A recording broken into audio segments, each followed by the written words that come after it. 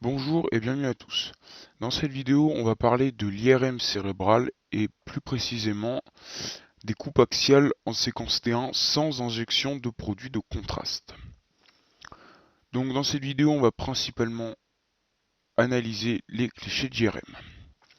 On commence avec la coupe axiale 1. Donc déjà sur ce dessin, on voit le niveau de la coupe, donc où l'IRM a coupé. Voici la coupe axiale 1. Donc on va nommer chaque numéro et on va voir à quel nom ils répondent. En 1, on a la moelle allongée, donc c'est une partie de la moelle épinière. Voilà. En 2, on a le cervelet, donc plus précisément le lobe postérieur du cervelet.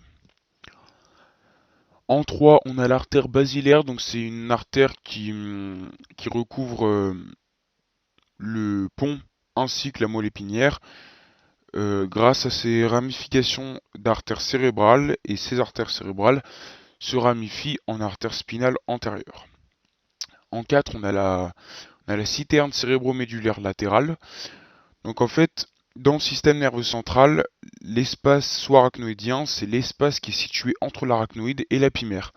Et donc des fois, cet espace sous-arachnoïdien est élargi. Et donc on appelle cet élargissement une citerne. En 5, on a le quatrième ventricule. Donc chez l'homme, en fait, les ventricules cérébraux, c'est des cavités qui communiquent entre elles. Et donc c'est dans ces cavités que circule le liquide céphalorachidien. Et donc il en existe 4. En 6, on a les cellules mastoïdiennes. En 7, le processus condylaire de la mandibule. En 8, on a 3 muscles latéraux. Donc ça veut dire que c'est les mêmes de gauche à droite. On a le muscle masséter, temporal et ptérygoïdien. Et en 9, on a le sinus maxillaire. On passe maintenant à la coupe axiale 2. Donc voici où elle est coupée. On voit ici que là elle coupe au niveau du pont. Et d'ailleurs, en 1, on retrouve le pont. Donc en fait, le pont, c'est la partie centrale et renflée du tronc cérébral, entre le mésencéphale et le myélencéphale. Et donc au sein du système nerveux central, en fait, le pont, il joue un rôle important dans la motricité, notamment par sa position de relais qui est entre le cerveau et le cervelet. Et elle contribue aussi à la sensibilité du visage et aux fonctions autonomes. En 2, on a le lobe postérieur du cervelet. En 3, le lobe temporal du cerveau. En 4, on a une artère, c'est l'artère carotide interne. Donc c'est l'artère carotide qui est le plus centrée niveau cérébral. En 5, on retrouve le quatrième ventricule.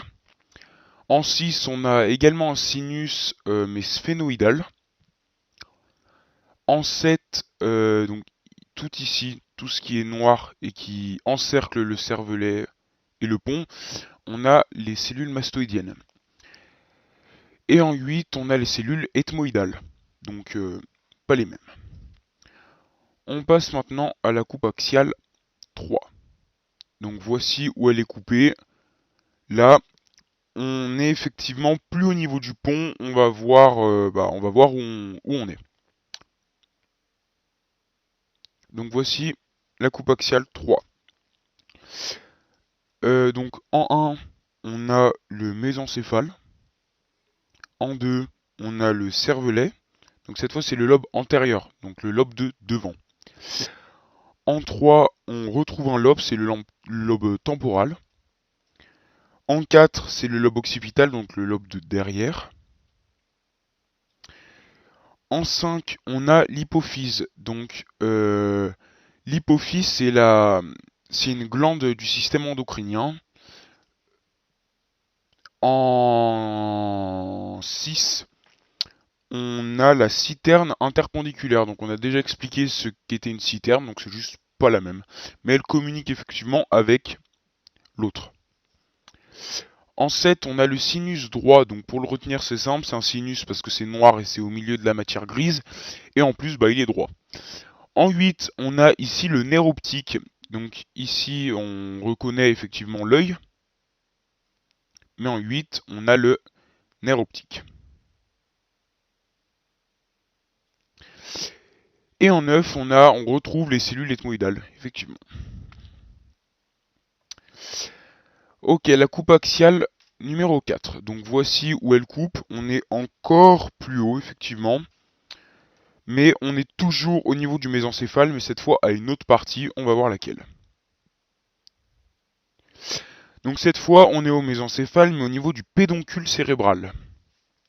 En 2, on est au niveau du mésencéphale, mais cette fois le collicule inférieur. En fait, à chaque fois, c'est pas les mêmes parties.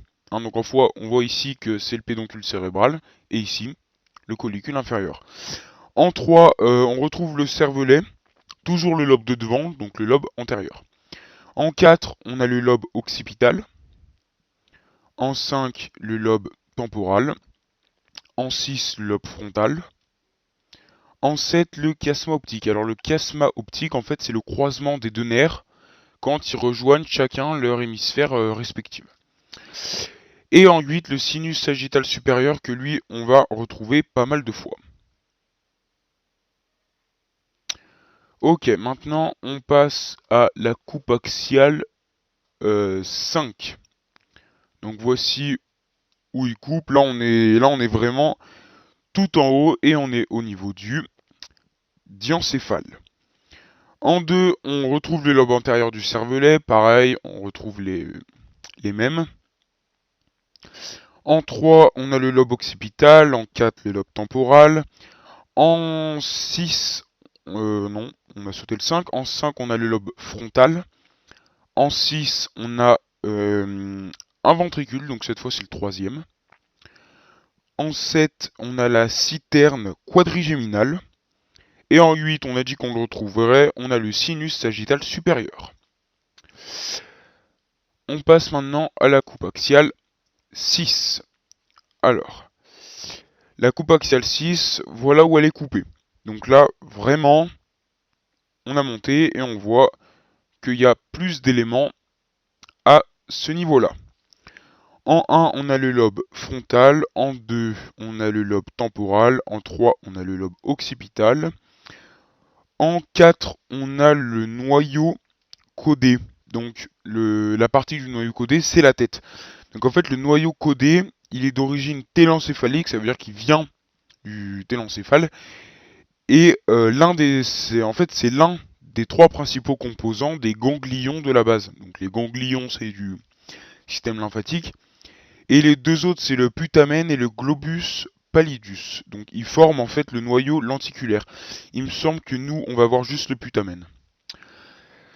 En 5, on a on a le putamen, voilà, on en parlait. En 6, on a le thalamus. Donc le thalamus, on en a beaucoup parlé, on connaît l'hypothalamus qui est lui aussi une glande du système endocrinien. En 7, on a la capsule externe. Alors la capsule externe, c'est la capsule elle est plus latérale que la capsule interne et elle passe entre le noyau lenticulaire, donc on en parlait, et dedans.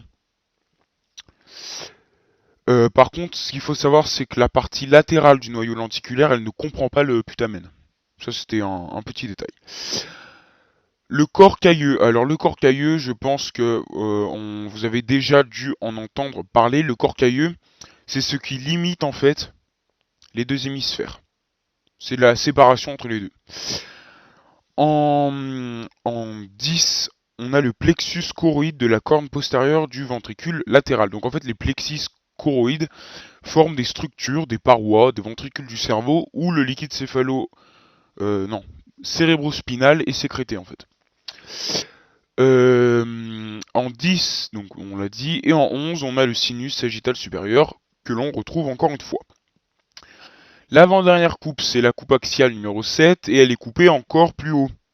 Mais on va retrouver à peu près les mêmes éléments. Donc en 1, on a le lobe frontal, en 2, le lobe pariétal, en 3, le lobe occipital. En 4, on a le corps cailleux.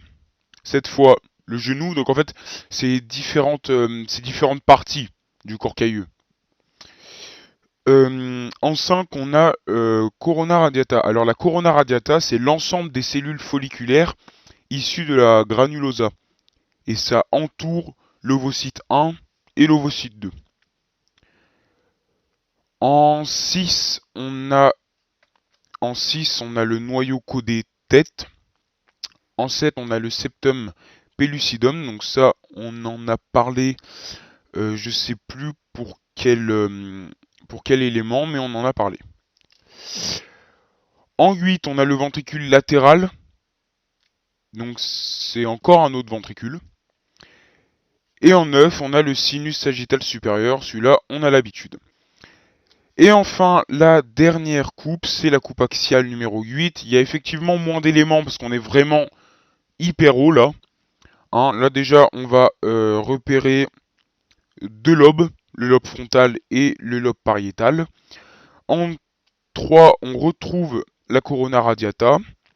En 4, on a ce qu'on appelle le faux du cerveau. Donc en fait, le faux du cerveau, c'est une membrane verticale qui se focalise entre les deux hémisphères cérébraux, et dont le bord supérieur il est attaché au crâne via l'os pariétal. Et le bord inférieur il est constitué par un demi-cercle qui est ouvert vers le bas. Ça a vraiment une forme spéciale vue de l'intérieur. Et en 5, le sinus sagittal supérieur. Voilà, donc c'est la fin de cette vidéo. J'espère qu'elle a été assez complète pour vous. Et n'hésitez pas à aller voir mes deux dernières vidéos.